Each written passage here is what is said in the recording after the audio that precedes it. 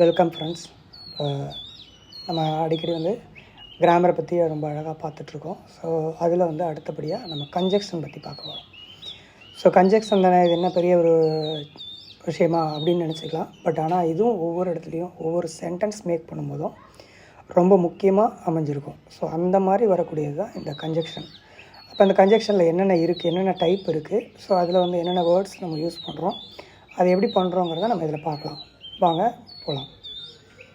First கன்ஜெக்ஷனுங்கிறது ஒரு தமிழில் சொல்லணும் அப்படின்னா ஒரு இணைப்புச்சொல். இணைப்புச்சொல் அப்படிங்கிறது எப்படி வரும் அப்படின்னா, 2 சென்டென்ஸை இணைக்கிறதுக்கோ இல்லை 2 வேர்ட்ஸை இணைக்கிறதுக்கோ இது பயன்படும். ஸோ இப்போ 2 சென்டென்ஸு, 2 வார்த்தைகள் இல்லைன்னா 2 வாக்கியங்கள் அப்படின்னு தமிழில் சொல்லுவாங்க.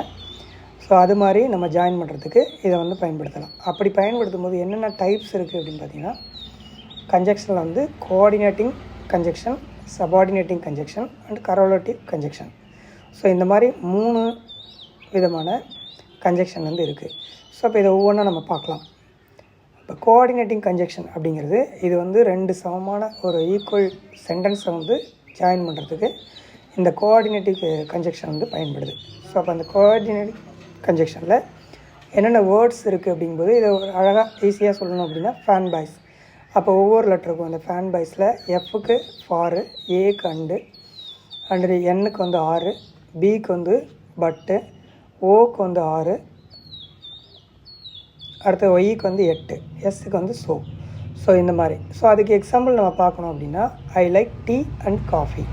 ஸோ இந்த இடத்துல பார்த்திங்கன்னா 2 வேர்ட்ஸை கனெக்ட் பண்ணுது. டீ அண்ட் காஃபி அப்படிங்கிற இடத்துல கனெக்ட் பண்ணுது.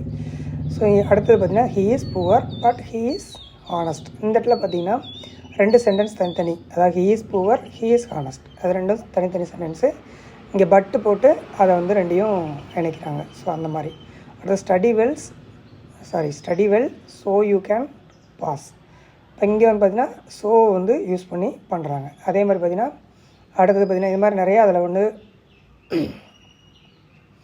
அதனோட எக்ஸாம்பிள்ஸ் நிறையா வரும். ஸோ அது மாதிரி நம்ம பார்க்கும்போது அடுத்தடுத்து பார்த்திங்கன்னா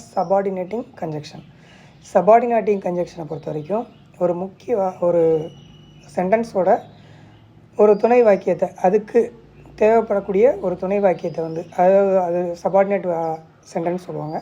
ஸோ அந்த மாதிரி வாக்கியங்களை இணைக்கும் போது பயன்படும். அப்போ என்ன மாதிரி பயன்படுது? ஸோ இது எக்ஸாம்பிள் பார்க்கணும்னா, இதுக்கு காரணம் இதுவாக இருக்கலாம்.